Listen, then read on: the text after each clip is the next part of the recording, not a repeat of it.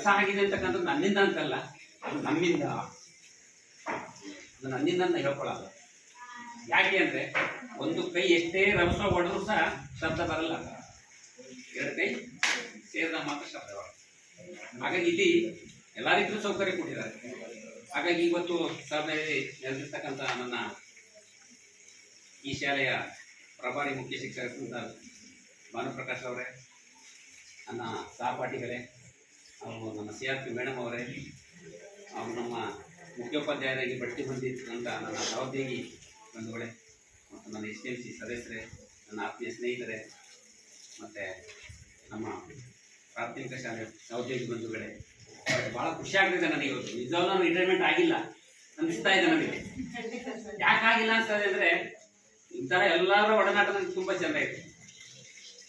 ಯಾವುದೇ ಒಂದು ಸಂಬಂಧಗಳಿರ್ಬೋದು, ಒಂದು ಕೌಟುಂಬಿಕವಾಗಿರ್ಬೋದು, ಒಂದು ಸಮಸ್ಯೆ ಇರ್ಬೋದು, ಅಲ್ಲಿ ಕಿರಿಕಿರಿ ಆದಾಗ ಎಷ್ಟು ಬೇಗ ಆಚೆ ಹೋಗ್ಲಪ್ಪ ಅನಿಸುತ್ತೆ.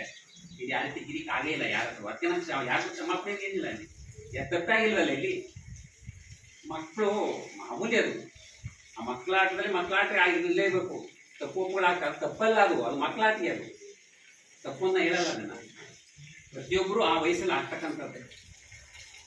ಆದ್ದರಿಂದ ನಾನು ಅದನ್ನು ತಪ್ಪು ಅಂತ ಒಪ್ಕೊಳ್ಳಲ್ಲ, ತಪ್ಪು ಮಾಡಿರೋದನ್ನ ಹೇಳೋದು ಇಲ್ಲ. ಆಗಿನ ಸಹೋದ್ಯೋಗಿ ಬಂಧುಗಳು ಅಷ್ಟೇ, ಇದು ಬೇಕು, ಇದನ್ನು ಮಾಡಬೇಕು, ಆನೆ ಮಾಡಿಬಿಟ್ಟಿದ್ರು. ಅದರಲ್ಲಿ ಬಂದಾಗ ನಮ್ಮ VSR ಸರ್ ನನಗೆ ಬಲಗೈ ನಿಂತಿರ್ತಕ್ಕಂಥವ್ರು. ಯಾಕೆ ಅಂತ ಹೇಳ್ತೀನಿ. ನಾನು ಇಷ್ಟೆಲ್ಲ ರೀತಿಯ ಒಂದು ಬಾಂಧವ್ಯವನ್ನು ಬೆಳೆಸಲಿಕ್ಕೆ ಇವರೇ ಸಹ ಕಾರಣ. ನನಗೆ ಯಾಕೆ ಕಾರಣ ಅಂದರೆ ಶಾಲೆಯ ಸಂಪೂರ್ಣವಾದ ಜವಾಬ್ದಾರಿಯನ್ನು ಒಳಗಡೆ ನಡೆಯುತ್ತ ಆಫೀಸಲ್ಲಿ ಎಲ್ಲನೂ ಇವರೇ ಒತ್ತಡ ಮಾಡ್ತಿದ್ದು. ಅದಾಗಬೇಕು, ಅವ್ರು ಮಾಡ್ಕೊಡ್ತಿದ್ವಿ. ನನಗೇನಿಲ್ಲ ಸರ್, ಕೆಲಸನೇ ಇಲ್ಲ ನನಗೆ. ನೀವು ನಂಬ್ತಿರೋ ಬಿಡ್ತಿರೋ, ಯಾವುದೇ ಒಂದು ಲೆಟರ್ ಬರೀಬೇಕಾದ್ರು ಬರ್ತಾನೆ ಸರ್, ಸೀಲಾಗಿ ಸೈನ್ ಹಾಕಿ ಸರ್ ತಂದು ಕೊಡ್ತೀವಿ. ಇಂಥ ಸಹೋದ್ಯೋಗಿ ಎಲ್ಲಿ ಸಿಗ್ತಾರೆ?